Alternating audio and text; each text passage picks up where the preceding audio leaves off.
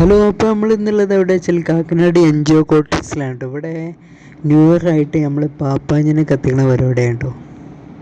അപ്പോൾ അവിടെ ഒരു 8 മണിയൊക്കെ ആയപ്പോഴാണ് ഇവിടെ പരിപാടി സ്റ്റാർട്ട് ചെയ്തത്. അപ്പോൾ 12 മണി കറക്റ്റ് ആയാലുണ്ട് നമ്മൾ പാപ്പാഞ്ഞിനെ കത്തിക്കുക. നമ്മളതിന് വെയിറ്റ് ചെയ്ത് നിൽക്കണേ, നമ്മളിപ്പോൾ ഇവിടെ എത്തിയിട്ടുള്ളൂ കേട്ടോ.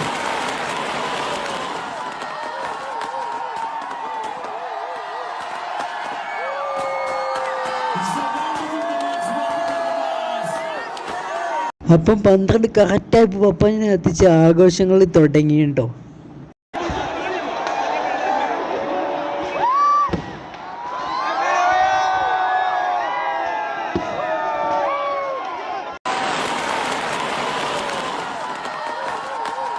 പപ്പാഞ്ഞിനെ കത്തിച്ച് കഴിഞ്ഞ ഉടനെ ഇവിടെ പരിപാടി സ്റ്റോപ്പായിട്ടുണ്ട്. കാരണം അത്ര ആളുകളെ ഇനിയും ഫുൾ ബ്ലോക്ക് ആയിട്ട് ഇവിടെ പോലീസുകാരൊക്കെ ഉണ്ടായിട്ട് മൊത്തമായിട്ട് ഒരു നിയന്ത്രിക്കാൻ.